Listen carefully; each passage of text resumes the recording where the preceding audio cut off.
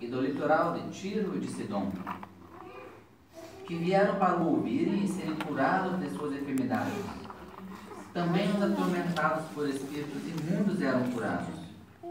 E todos da multidão procuravam tocá-lo, porque dele saía poder e curava a todos. Então, olhando ele para os seus discípulos, disse-lhes: Bem-aventurados vós, os pobres, porque o vosso é o reino do céu, o reino de Deus. Bem-aventurados vós, os que agora tendes fome, porque sereis fartos. Bem-aventurados vós, os que agora chorais, porque haveis de rir. Bem-aventurados sois quando os homens vos odiarem e quando vos expulsarem da sua companhia, vos injuriarem e rejeitarem o vosso nome como indigno por causa do Filho do Homem. Regozijai-vos naquele dia e exultai, porque grande é o vosso galardão no céu, pois dessa forma procederam seus pais com os profetas.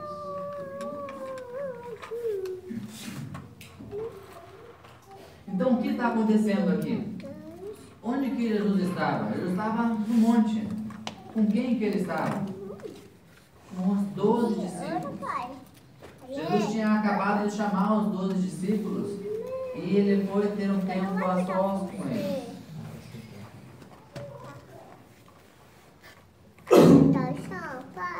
Isso foi logo depois da questão do Mar da Galileia. Passou um tempinho. Jesus escolheu os 12 discípulos, subiu ao monte. Vamos ver o versículo um pouco antes, ali 12. Naqueles dias, retirou-se para o monte a fim de orar e passou a noite orando a Deus. E quando amanheceu, chamou a si os seus discípulos e escolheu 12 dentre eles, aos quais deu também o nome de apóstolos: Simão, a quem chamou de Pedro, e André, seu irmão, Tiago e João, Felipe, Bartolomeu, Mateus e Tomé, Tiago, filho de Alfeu, e Simão, chamado Zelote, Judas, filho de Tiago, e Judas Iscariote, que depois se tornou traidor. Jesus, ele primeiro teve um tempo de a sós com Deus e depois ele escolheu as pessoas. Percebam que ele escolheu pessoas perfeitas? Não escolheu pessoas perfeitas. Ele escolheu só pessoas ricas? Não, ele não escolheu pessoas ricas. Ele escolheu só pessoas de boa fama? Não, ele escolheu 2 Zelotes. Ele escolheu um cobrador de impostos. Ele escolheu pessoas de caráter? Não, ele escolheu um traidor. Jesus escolheu 12 discípulos para andarem próximo do mundo.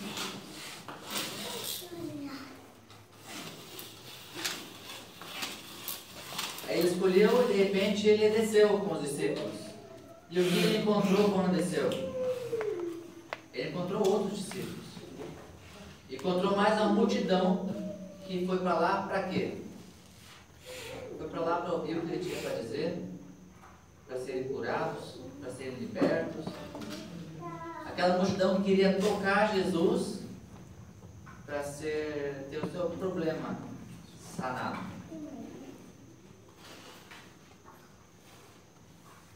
Eu quero orar mais uma vez.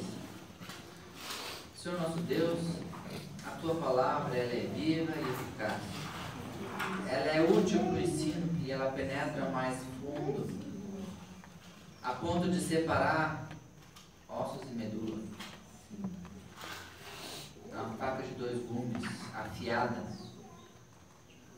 Pai querido, que a Tua palavra penetre no mais profundo do nosso ser.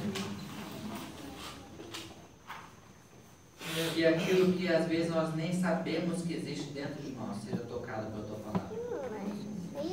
Que nós sejamos curados, que nós sejamos libertos, que nós tenhamos nossos olhos abertos. Em nome de Jesus. Amém.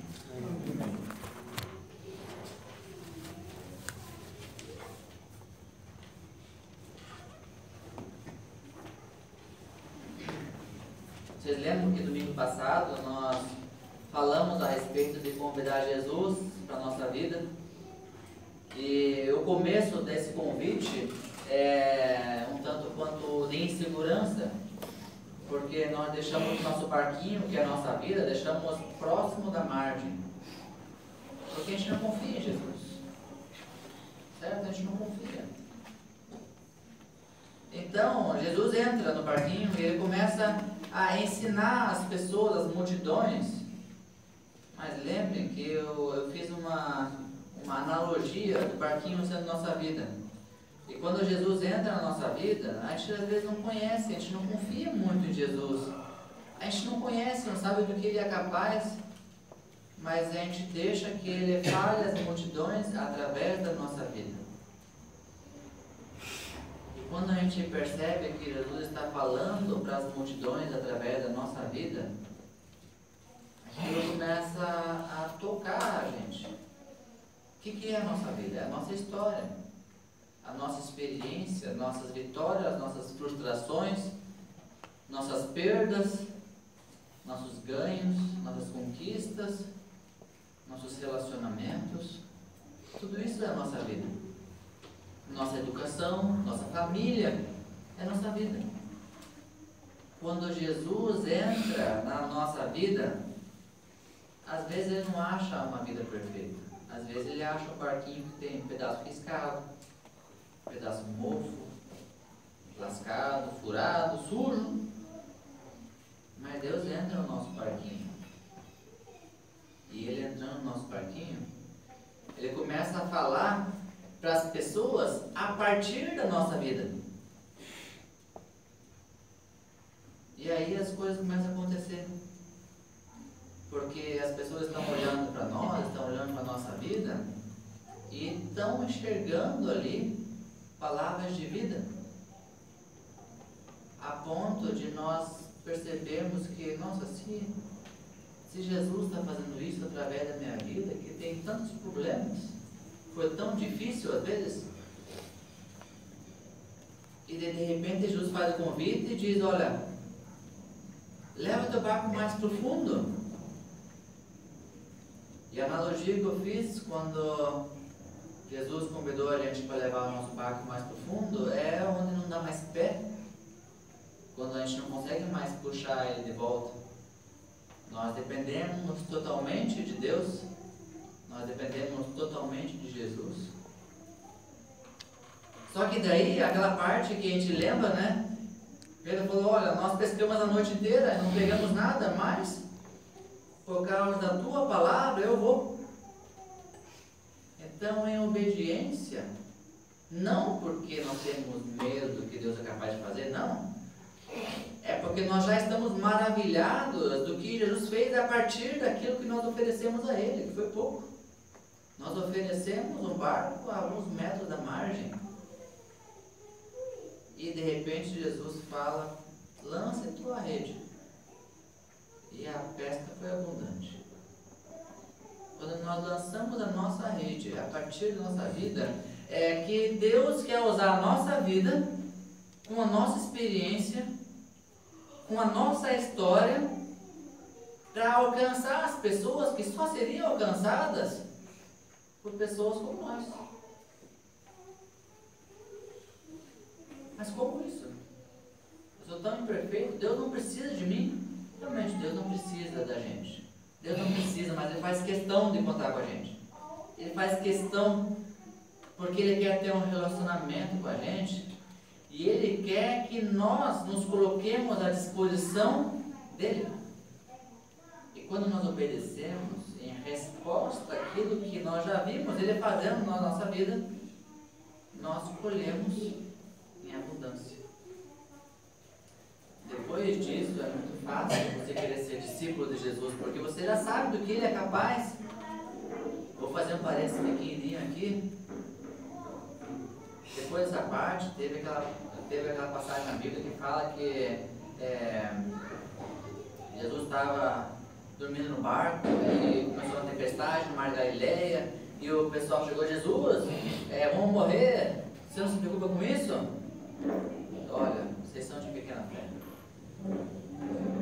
Ali eles viram então que Jesus também tem poder sobre as coisas que nós não temos poder.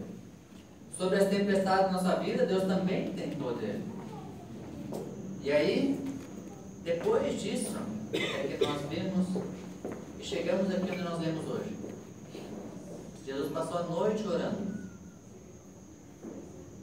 Isso nos mostra que ter intimidade com Deus,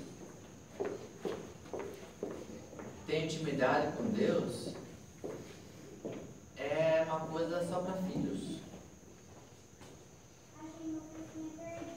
Mas a Bíblia também nos diz que por causa do que Jesus fez na cruz por nós, Deus nos adotou como filhos. Então nós podemos ter intimidade com Deus, não podemos? Podemos ter intimidade com Deus. Só que olha só, quem aqui crê que Deus tem um plano para a sua vida? Quem crê que Deus tem um plano para a sua vida? Todos nós cremos que Deus tem um plano para a sua vida. Deus tinha um plano para a vida de cada um dos discípulos. Deus tinha um plano para a vida de Judas, o traidor. Qual era o plano para Judas? Salvação. O fato de nós sabermos que Deus tem um plano para a nossa vida não nos obriga a seguirmos esse plano. Não nos obriga. Como Judas também não foi obrigado a seguir o plano que Deus tinha para ele. E ele não fez. Ele não seguiu o plano que Deus tinha para a vida dele. E depois ele acabou tirando a própria vida. Sabe que às vezes nós tiramos a nossa própria vida sem nos matar, sabia? Quando nós achamos que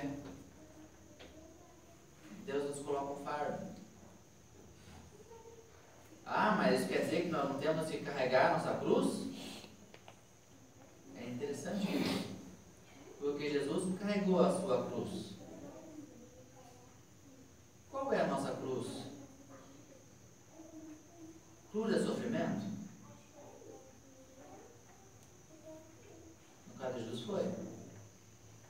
No caso de Pedro, cruz foi sofrimento?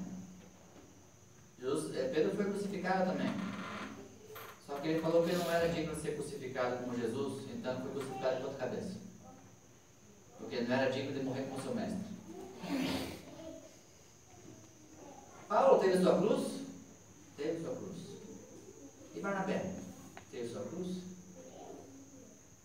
Você teve sua cruz? Você carrega sua cruz? Sabe, quando eu penso sobre cruz, eu vejo o sofrimento, mas é um sofrimento manso. Toda vez que nós vemos na Bíblia sobre a cruz, nós somos remetidos a Jesus. E Jesus é o Cordeiro que tira o pecado do mundo, o Cordeiro sem mácula. Jesus não esperneou quando foi sacrificado por nós.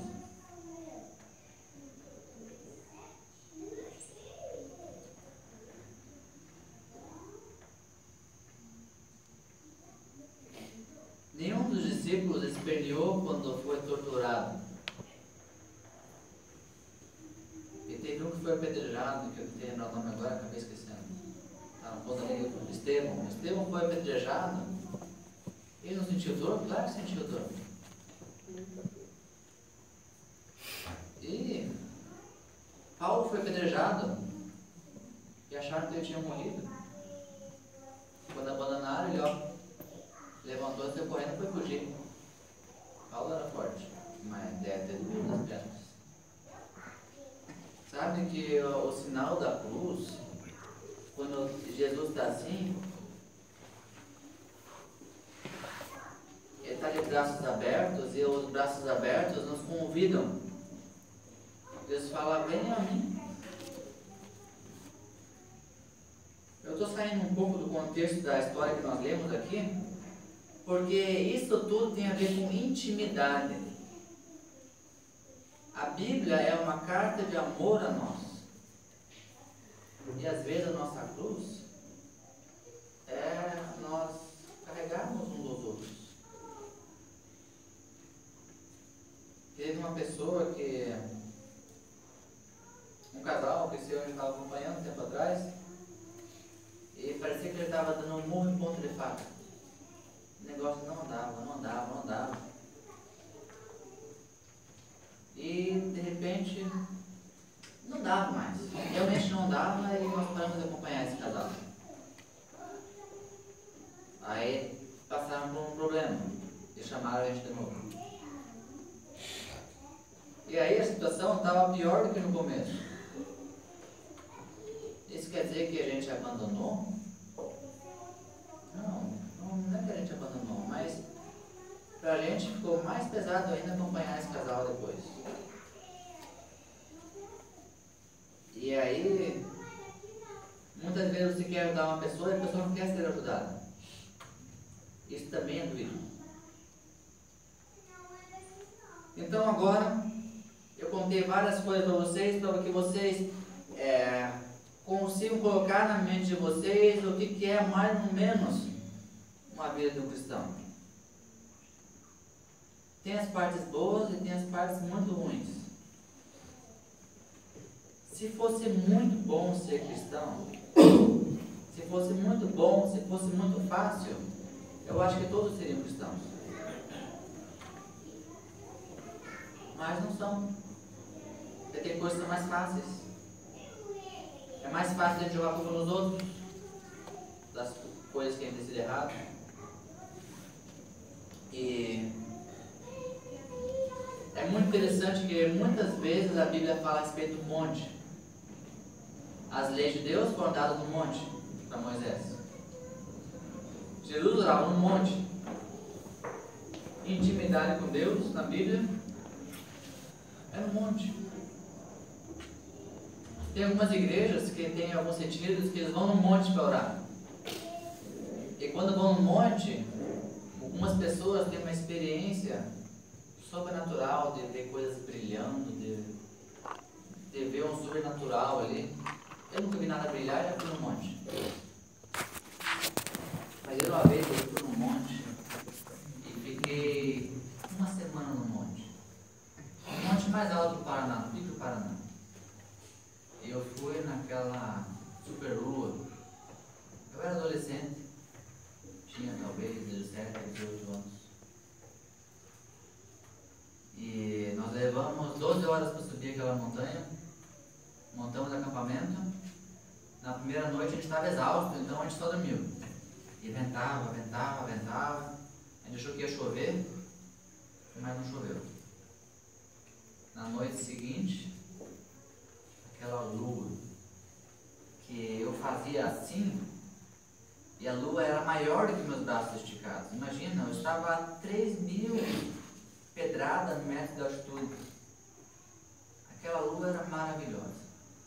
Não tem nenhuma luz ali, exceto a luz natural. As estrelas. E eu lembro aquela imagem. Como que Deus fez essa coisa preciosa? E hoje eu penso, Deus fez tudo isso. E se importa com nós que somos tão pequenos em tamanho, mas somos grandes em importância para Ele? Posso dar um testemunho do monte aqui? Pode. Bem, eu fui várias vezes no monte. E essa vez que a gente foi no monte, estávamos orando, uma árvore onde nós estávamos embaixo, chovia, começou a chover. Em volta não tinha chuva. As outras árvores pediam. Só naquele lugar ali que estava.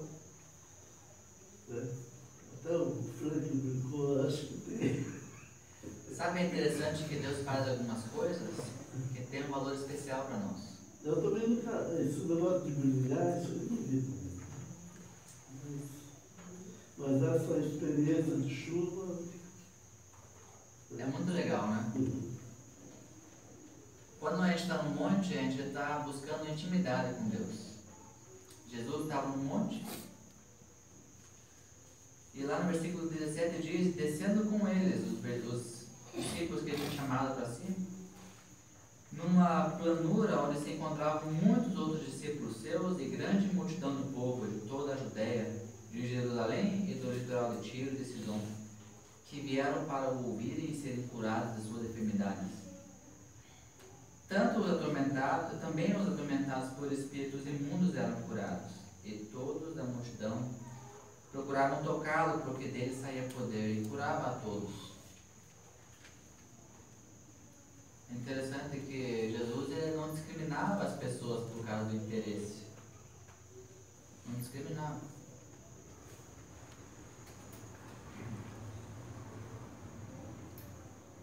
Quando nós descemos do monte, para onde que nós vamos? Para casa? Nosso trabalho? Nossa escola? Nossa vizinhança?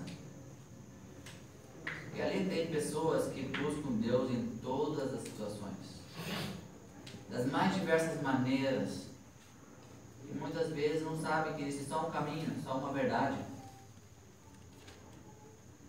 que é o caminho, a verdade e a vida. Ninguém veio ao Pai senão por Jesus.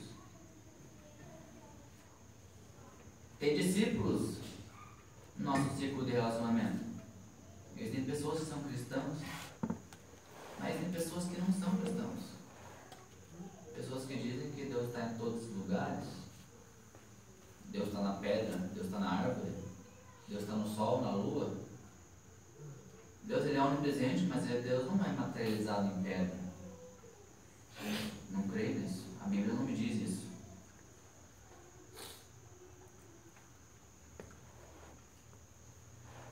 Quando nós estamos num lugar plano, o que me vem às vezes na cabeça é mediocridade. Mediocridade é uma coisa ruim?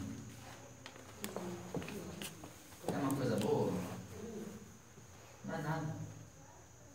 Quando você fala para alguém não seja medíocre, você está dizendo o quê? Oi? Saia da média. Não seja igual a todo mundo. Percebem que nessa parte plana aqui, tem discípulo e tem gente que não tem nada a ver? Que vem de tudo que é lugar?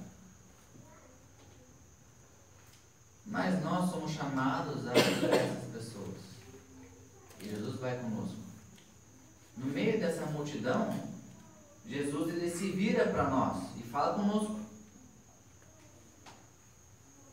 As pessoas, elas procuram em nós que estamos com Jesus, elas procuram de alguma maneira encostar em Jesus para dele receber poder, para resolver seus problemas, curar suas dores, enfermidades, se libertar das suas perseguições. E às vezes nós estamos na frente e nós temos que apertar Jesus para essas pessoas. 19, ele diz, e todos da multidão procuravam tocá-lo, porque dele saía poder e curava a todos. Jesus não curou só os discípulos. Jesus curou a multidão também. Se nós temos a vida de Cristo em nós, então eu entendo aqui que a gente deve ser luz para todos, não só para cristãos. Aqui começa a ficar difícil, né? Porque a gente quer evitar conflito, a gente quer evitar ser mal interpretado, a gente não quer ser o vizinho chato, o careta, o crentão.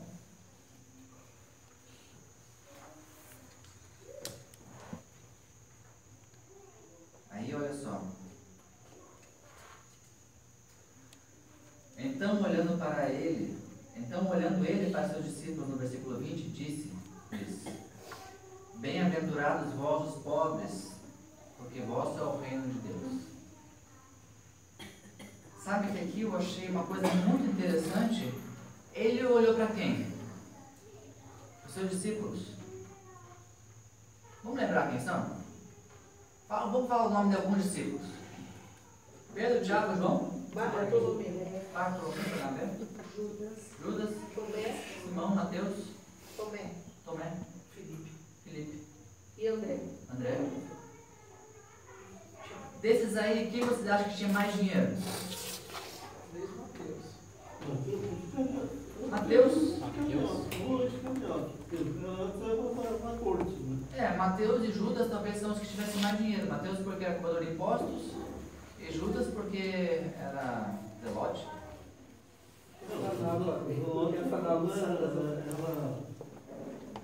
Zelote ele era porque ele era meio rebelde, né? Mas ele era da corte. Mas ele era tipo o adulto. É. Mas os calhotos não, ele era da corte, não. Agora olha só. A gente também tinha Pedro, Tiago e João. Eles não eram pobres. Eles eram pescadores, mas eles não tinham somente um barco. Eles tinham uma sociedade e pescavam num lugar que era conhecido como o Mar de Tiberíades, o Lago da Galileia, o Mar da Galileia, que era um lugar rico. As cidades que estão em volta eram conhecidas pela qualidade dos peixes que eram vendidos ali. O Mar da Galileia ficava, as cidades que ficavam ali, ficavam na rota que levava a rota comercial entre Roma e Egito. Passava por ali. Não eram pobres. Mas ele se vira para os seus discípulos e diz assim: bem-aventurados vós, os pobres, porque vosso é o reino dos céus, o reino de Deus. Eu fico pensando, como assim pobres? São pobres de espírito. Ser pobre de espírito é uma coisa boa ou é uma coisa ruim? Então a gente tem que alinhar nosso pensamento. O que o pobre faz? Pede. O pobre não tem, o pobre pede. O pobre pede. O rico não pede. O pobre é insuficiente. O rico é autossuficiente. O pobre, ele depende da misericórdia das pessoas. O rico não depende. E eu sempre achei que o pobre de espírito era uma coisa ruim. Mas o pobre de espírito é aquele que pede, que reconhece a sua miserabilidade. Oi? O pobre, ele olha para si e não vê em si possibilidade de fazer nada, a não ser pedir. E para quem Jesus veio? Vamos lembrar 2 anos atrás? Os pobres. Os pobres, os enfermos, para as viúvas, para aqueles que não têm nada a oferecer. Tinha viúva rica? Tinha. Mas ela continuava sendo viúva e era discriminada.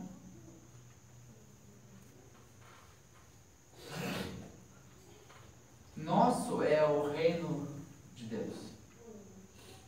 Porque nós pedimos. Nós carecemos da graça e misericórdia de Deus. Bem-aventurados vós que agora tendes fome, porque sereis fartos. Fome do quê?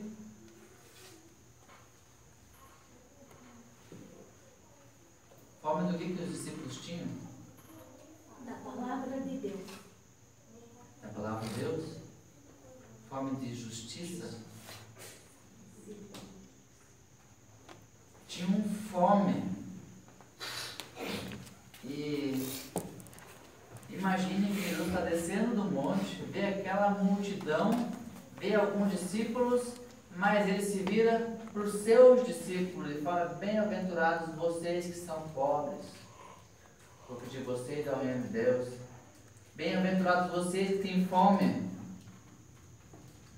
porque sereis fartos. Sabe que quando eu começo a pesquisar na Bíblia, eu falo: Deus, Me dá fome da tua palavra. E quando eu começo a descobrir as verdades que estão na Bíblia, eu começo a me satisfazer. Só que é interessante que não é uma satisfação completa. Porque eu não posso comer hoje esperando que eu não vá comer essa semana, mas eu tenho que comer de novo. E depois amanhã eu tenho que comer de novo. Mas nós seremos fartos. Mas a fome não acaba. Às vezes a gente vê injustiça acontecendo e a gente tem vontade de fazer alguma coisa por aquilo ali. Nós somos incapazes. O que um pobre pode fazer diante de um crime de corrupção, por exemplo? Não tem poder para nada. O que nós podemos fazer, que nós temos uma arma, que é a oração. Nós podemos orar, forma de justiça. Tem outra coisa também que diz ali: bem-aventurados sois quando os homens vos odiarem. Antes disso, bem-aventurados vós que agora chorais, porque é a vez de rir. Qual uma coisa que te dava tristeza no passado hoje te dá alegria? O que te dava tristeza no passado e hoje dá alegria? Sabe qual que é uma tristeza que eu vejo? É quando tem uma pessoa que eu amo e que já ouviu falar de Jesus, mas não aceita. Isso me dá tristeza. Mas eu tenho fé de que se Jesus está no meu barco, falar para aquela pessoa através da minha vida, ver diferença na minha vida. Se eu, como pobre, continuar pedindo as coisas para Deus, eu creio que eu posso ter esse choro transformado em alegria. E essa pessoa pode ser alcançada para Cristo. Eu creio que isso pode acontecer. E é a minha oração.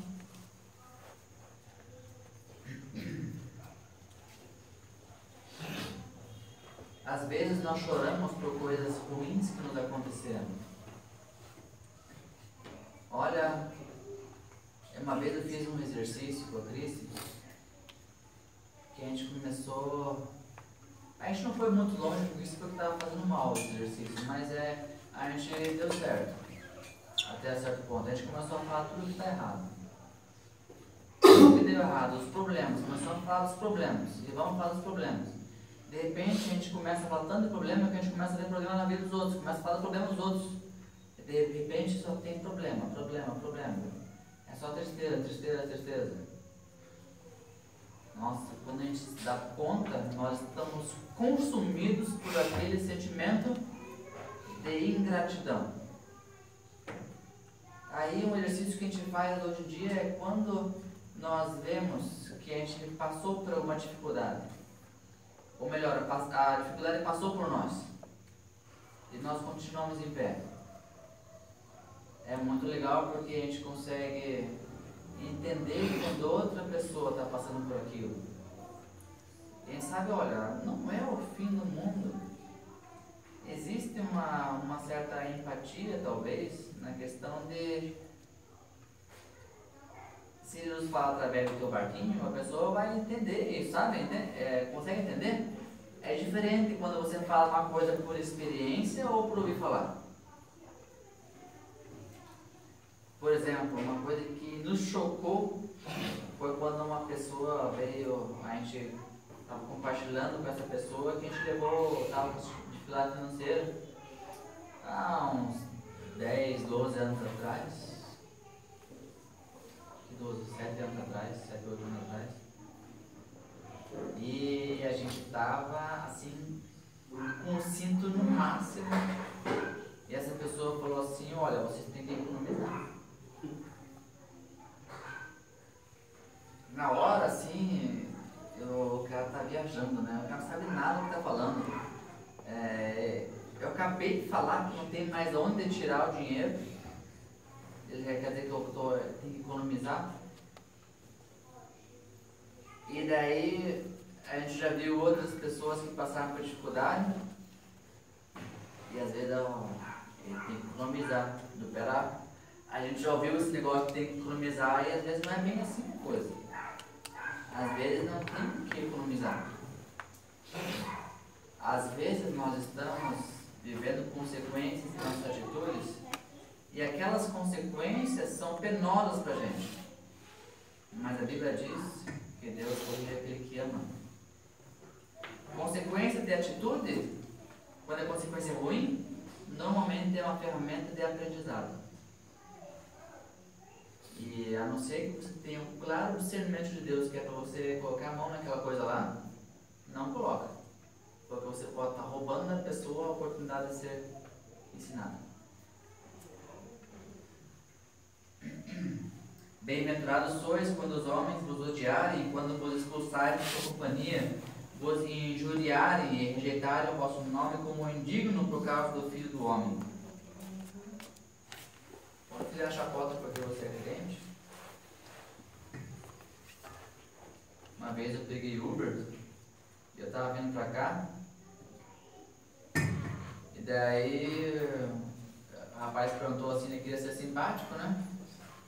Tá indo passear? Eu não, tenho pra igreja. Ah, pra igreja. Também precisa, né? Todo mundo precisa de igreja. Dependente também vai? Não, tem mais o que fazer. Ué, mas não é todo mundo que precisa? Não, mas eu não preciso. Não, tem mais o que fazer. Tudo bem. Mas eu vou. E eu cheguei aqui, eu tava sozinho. Não tinha ninguém aqui ainda. Foi de manhã cedo. Ué, a igreja tá sozinha? Não, eu abro a igreja. Vai dizer que você é pastor. Eu não sou pastor, não. Não sou. Bom. Porque tem uns pastores que eu dou carona que ficam pregando pra mim. Você prega o quê? Fica pra um monte de coisa. Mas você ouve? Tem que ouvir, né? Você não quer me dar nota ruim? Não ouve? Eu fico sem palavras às vezes, mas também não posso discriminar a pessoa. Qual foi o exemplo que ele teve de cristão? Teve uma pessoa com quem a Cris conversou esses dias que falou que olha, fazer negócio com crente é uma furada. Eu já ouvi isso também, fazer negócio com crente é uma furada. Eu também não fiz negócio com crente. Também já levei calote. Também já dei calote. Mas não foi propósito. Mas o fato é que de nós é esperado a perfeição, né? E nós devemos seguir essa perfeição. Mas enfim, muitas vezes nós somos rejeitados ou recriminados por causa da fé que nós professamos.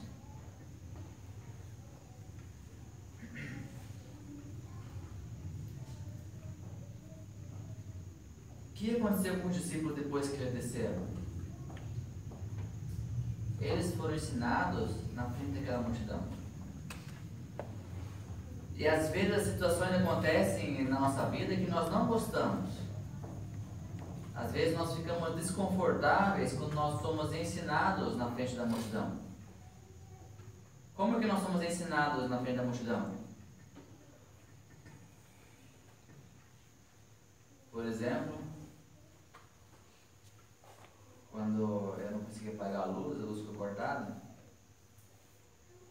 muitas pessoas observam: ué, não é cristão? Não tinha que ter pago a luz? É complicado porque a gente conhece nossas intenções, a gente conhece o que nos motivou a fazer uma coisa ou outra, às vezes circunstância, mas as pessoas não sabem. E como que nós vamos lidar com aquilo lá? Faz um gato lá, liga a chave de volta. Existem tentações de tantas maneiras diferentes para fazer a gente dar nosso jeitinho, para não ficar mal visto. Ser ensinado na frente da multidão às vezes dá vergonha. Mas a nossa vida tem que ser um espelho de Cristo. Nossa vida tem que ser um espelho de Cristo. Quem aqui nunca teve uma experiência do seguinte, por exemplo, quem aqui já fez encontro com Deus, já sabe como é que isso funciona. Você passa um tempo ali, um retiro, em que você vive um momento que é único, você está literalmente no céu ali, Só que de repente você volta para a realidade, você diz que, poxa, tudo aquilo que eu vivi esse final de semana passou, como que vai ser agora? Agora estou no meu trabalho de novo, e aí os problemas são os mesmos, mas poxa, eu te entregue todos os meus problemas para Jesus naquele encontro, e continua tudo igual, e que serviu para isso tudo? A gente precisa sempre buscar a presença de Deus de novo. Sabe que uma vez eu usei um exemplo, que nossa vida é um balde furado, né? É um balde furado em que nós enchemos nosso balde com o Espírito Santo, né? Nós enchemos nossa vida com o Espírito Santo, só que o Espírito Santo é a água que dá a vida, e a gente vai passando assim com esse balde, e as pessoas estão com a boca aberta embaixo, e a gente está passando, só que a gente tem que encher o balde de volta, porque quando o balde estiver vazio, as pessoas não vão mais abrir a boca para tomar essa água. Eu vou abrir a boca por quê? Porque senão está vindo água. Eu não vou tomar essa água. E nossa vida é assim. Só que é interessante que, olha só como é que a dinâmica funciona. Se você faz um furo no balde, você consegue uma pessoa por vez. Então, você tem uma estrutura para passar a semana. Certo? Você está sozinho? Oi? Deus diz que é na fraqueza que o poder se aperfeiçoa. Exatamente. Porque quando estamos fracos, aí é que estamos fortes. Porque nós começamos a buscar. Porque Deus diz assim: entra no teu quarto e ora ao teu Deus que está te ouvindo, e teu Deus que está te ouvindo te recompensará. Uhum. E como é que você faz isso? Uma vez por semana, domingo, é ótimo. Vocês vêm aqui, domingo à noite, vocês enchem o balde de vocês, tem água para a semana toda.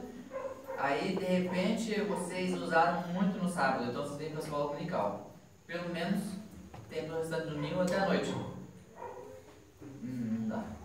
Para muita gente dá. Para muita gente dá, porque na verdade essas pessoas às vezes nem sabem que você é cristão. Você está com um furinho só e você tem o suficiente para aquilo lá. Só que de repente você sentiu o chamado e você então pediu para que Jesus entrasse no teu barco e você quer que Jesus fale para outras pessoas através do teu barco, através da tua vida. Então, quando as pessoas começam a ouvir, cada pessoa que ouve faz mais um furo no teu barco, no teu balde. E aí você se encheu do Espírito Santo, porque você ouviu a palavra de Deus, e a palavra de Deus é viva, e é eficaz, é útil para o ensino. Aí você saiu daqui cheio, só que agora o teu balde não tem mais um furo, ele tem 5 furos. E quem sabe se antes o furo dava até domingo, agora o teu balde, se antes dava até domingo, agora não dá mais até domingo, agora dá até quarta. O que você vai fazer quarta-feira? Eu vou no culto de quarta, meia hora com Jesus. Eu vou lá, mas só meia hora, talvez dê até sexta, né? Aí você começa, uma hora aquilo também não vai ser suficiente, então você vai querer mais.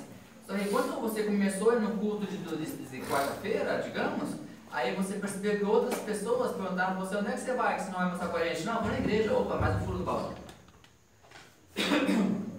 Porque as pessoas ouviram que você disse que é para a igreja. E cada pessoa que ouve que você vai para a igreja faz um furo no teu balde. Porque se ela sabe que você está indo para a igreja, ela quer a água que sai do teu balde. Se você não tem água no teu balde, opa, é mais um daqueles crentes de fachada. Por que você não está fazendo diferença na vida dele? Tudo bem, você tem mais um balde, o teu balde está cheio, só que de repente você começa...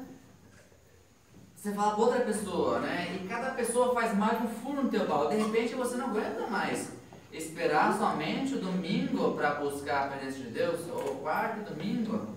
Vamos fazer escala 12:36, né? Então 12 horas de busca a palavra de Deus, 36 horas tem água no balde. Também não dá mais o suficiente. Você está com o teu balde que é aqui uma peneira. E você tem que viver na presença do Espírito Santo. Aí que está o segredo. Porque em qualquer lugar que você está, as pessoas estão recebendo a água da vida através da tua vida. Através do teu balde. Percebam que quem determina o quanto você quer ser útil no reino de Deus é você mesmo. Se você não falar para ninguém, você tem balde? Teu balde está cheio? De que adianta acumular riqueza?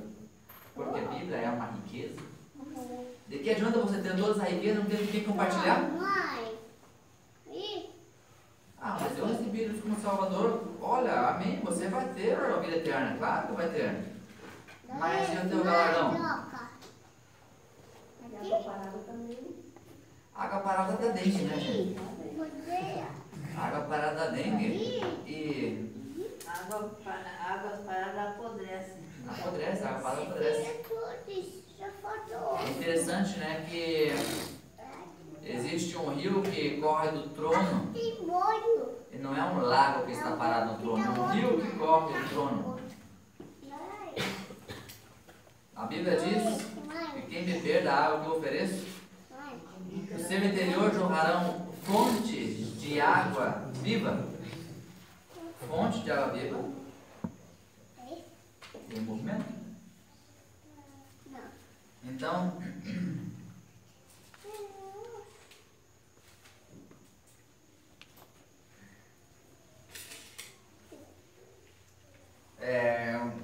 onde que nós estamos na hora que nós estamos no ambiente medíocre? Quando nós estamos junto com todo mundo, nós estamos sendo ensinados, estamos buscando, somos os que entregam algo de Jesus. A gente é Pidum, da Chupinski, sabe? A gente precisa colocar muito claro isso na nossa mente, porque o nosso papel, ele é, se você não fizer o papel, não se preocupe, tem gente que vai fazer. Sempre vai ter que vai fazer. Só que essa pessoa vai ter a sua recompensa.